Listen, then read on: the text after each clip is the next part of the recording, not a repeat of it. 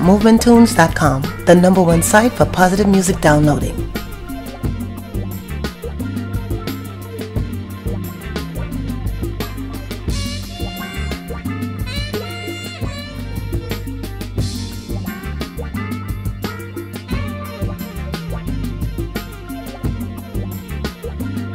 My name is Dou Dou Pierre-Festil. Okay. DOU. Okay. What organization are you with? MPA, Mouvman Peyizan, Peyizan Movement, Accueil. Peasant Movement of the North. Yeah. So what type of work does your organization do? Non, nous travaillons avec Peyizan, nous travaillons dans la question de l'école. Petit monde qui va à l'école, petit paysan pauvre. Okay, so they work in education, and then they also work with the farmers. Et nous travaillons avec mesdames. And they also work with the women. Nous faisons système crédit avec eux. Okay, so la femme là, avec femme yo qui sont fait. So they with the women they do a microcredit system, microfinance. Revendication mesdames yo. Revendication. Okay. Et puis qui sont encore? Et puis nous travaillons sous formation. Okay, so they have workshops for the women. And l'autre dit revendication. Des femmes doivent mesdames yo, doivent femmes. Okay. So they also have a women's kind of women's rights. Nous travaillons dans la question politique tout. And also in the political realm, as far as women's rights. Mouvement Peyizan, mouvement socio-économique et politique. So it's the movement that they have, the organization that they run, is a socio-political organization. So it's involved in socially and politically. Okay. Et sauf avec Timunyo. Bon, Timun programme c'est plus la question d'éducation. For the children, their programs are more geared towards in the educational sector. Mais vraiment nous bon, l'école formelle. So vous faites l'école vous-même ou est-ce que vous payez pour Timunyo à l'école ou qui ça? Bon, nous l'école nous construit, mais vraiment de mauvaise qualité. So they build schools and they start school programs for kids. Mais nous pas de moyens pour nous payer pour Timunyo souvent c'est ça qu'on pose problème à professeurs yo, à élèves yo. Okay, so they just build pretty much what they do is they help with the expansion of the educational system within the rural areas. Et puis pour paysans qui programme nous gagne. Agriculture, agriculture, sémence. Sémence? Ça est. Sémence seed. Ah, seeds. Yeah. Okay. Qui sont encore? Outils. Okay. Nous kon bayo ou nous programme qui ça? Qu'on y a même nos programme outils et sémence avec outils pour planter pour amaï. Ah, mais sémence au bayo? Ben nous bayo. Et outils yo prêté ou qui ça? Non bayo. Oh yeah. So they have a system where they a program where they give out tools and they give out seeds too. For farming. For farmers. Yeah, for the farmers. Okay. So et nous travaillons dans la question de protection environnementale. And they also work with the environmental protection. Nous curer ravine. They d'autres cuver nettoyer. So they clean out the ravines and they thin the forest and stuff. Nous planter pieds bois. And they plant more trees. And this was even before the earthquake. Ça c'est avant tremblement même.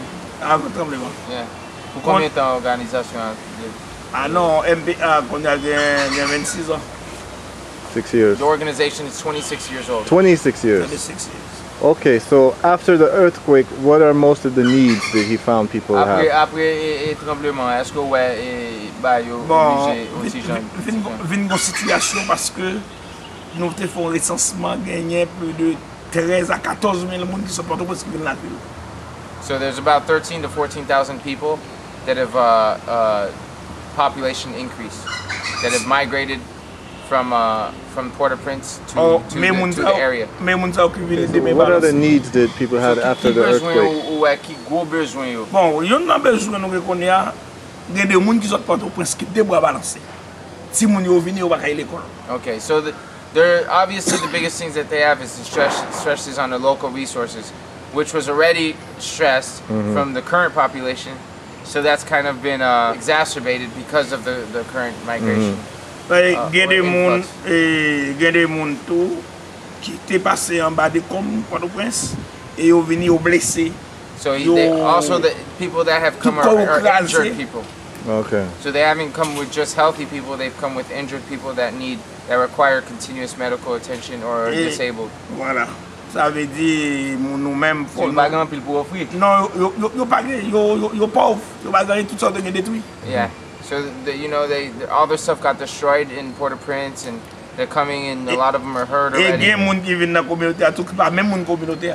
And there's some people that have come back that are never even been from there. Ça veut dire but they're coming back out from outside. Nous te fait un recensement parce que moun ta nous qui travaille parce que vraiment nous pas de moyens pour nous aider. So really they did an assessment and they don't have enough resources to help those people. Si moyen nous te gagné. So the little stuff that they had is pretty much gone. So what does his organization need? Tell him that this is going to be broadcast to people all over the world and in the United States. So what do they need? By détail exactement ça. Qui besoin yo, qui gens moun ka aider. Sans dire la façon comme. OK. Aider yo. La question. Aider organisation pour le faire job bien. C'est ça. Yo pas vle passer. Oui. Around. Et l'organisation pour exactement. Pour renforcer. Pour travailler avec nous bien. So obviously money is the number one because there's already local civil society that's working there.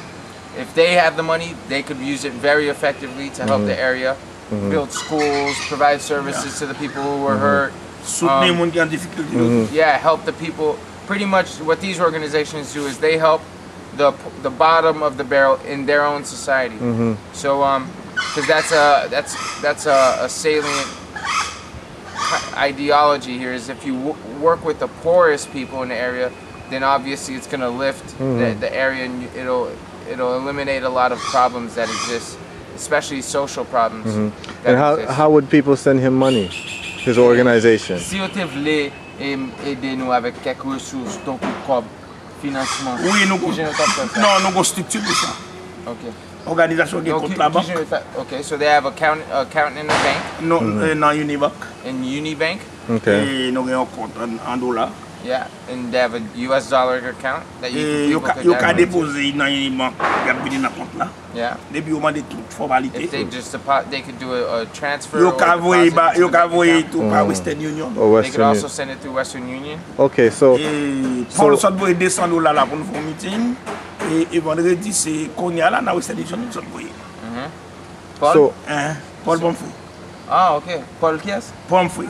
Paul Pumphrey, yeah. Oh, it's my friend. So Paul just sent him $200 so that they could have a meeting, do a meeting and thing. And okay. By Western Union. Okay. And that's it. Many possibilities. What's good is that a lot of these organizations, people give them money, but they never know if it goes to the people. But with his organization, since he's directly with the people, if people send his organization money, they know it'll go straight to the people. Exactly, because the organization already exists. The people that are working within the organization have already chosen to limit their own means, which already isn't great, to help the people that are in their own community. Right. So the money is definitely going to be used for the programs or for the projects or to further the organization's goals, regardless, with a very, very, very, very low overhead, whether it be transportation or food and drink for formal meetings. So could you ask him, for the people listening abroad, that to explain why it would be better to give to grassroots organizations instead of these big NGOs? Okay. Pour ça t'a plus bon pour financer si organisation qui locale yo passé financer gros organisation. L'argent dans gros organisation yo pas atterri dans base là. First thing is that once money is sent to the larger organizations, it doesn't ever get used correctly or it doesn't ever land. The people who really need it don't ever get it. Par exemple, nous avons plus de 14 000 personnes qui sortent Port-au-Prince, ils n'ont pas jamais trouvé rien. They have 14, for example, they have 14,000 people that came from Port-au-Prince that haven't received anything. There's some of them that got their hands cut off, their hips are locked. but they haven't gotten any help. Et d'abord, toute aide, c'est pas tout près, c'est plus. So and plus all the help that's been going around is mostly been focused in Et on a Port-au-Prince. gros difficulté nous encore toute semence paysan ou te gagné pour faire garder. Là nous débarquer au vendre tout. Qu'on y a ou même Yo vendre tout? Oui, non, yo manger yo. Parce que moun yo débarqué. Oui, semence là. Et c'est plan maïs, plan pois, plan turri. Les moun yo vinn faut ba ou manger. So what happened is most of the seeds, beans, rice, things like that were eaten because most of the food is the seeds. So a lot of that, the seeds that they had extra to plant were used to feed the populations that were coming in from Port-au-Prince. So now they can't plant, which further exacerbates in the long term, the problem in the long term. Moi, je pense que si nous avons des supports dans MPA, nous sommes capables d'aider vraiment les difficultés. He thinks that if there was resources directed through MPA, then there would be a real way to help the people that are really in need. MPA is his organization? MPA. Movement, Accueil, you know. Say it in English? Which is the peasant or the farmers movement of the Accueil du Nord area. Yeah. Okay. Et moi, après 2 janvier, priorité nous, plus grande priorité nous, c'est les gens qui sont Port-au-Prince qui va gagner, c'est eux qui soutenir plus qu'on y a.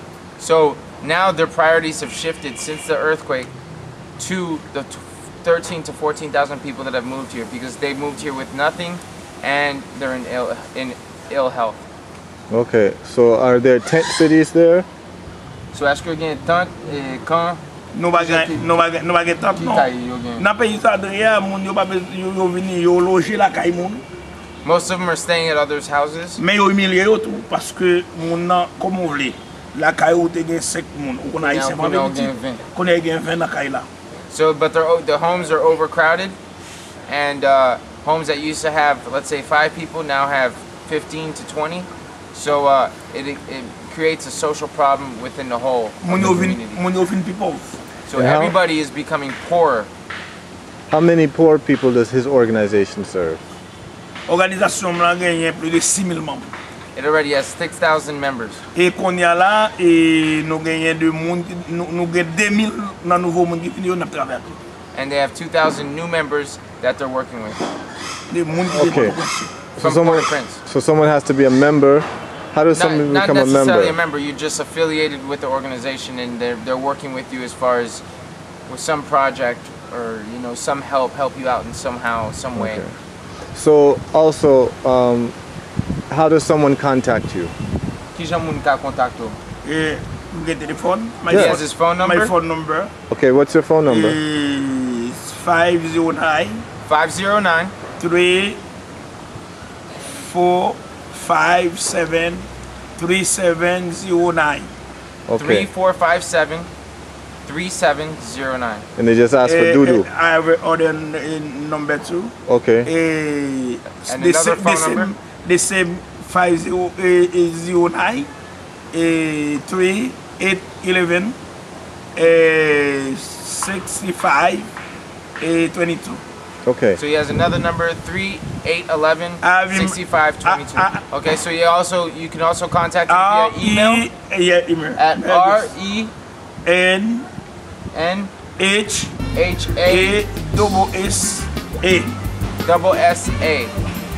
So RENHASSA at yahoo.fr. Okay. Movementunes.com, the #1 site for positive music downloading.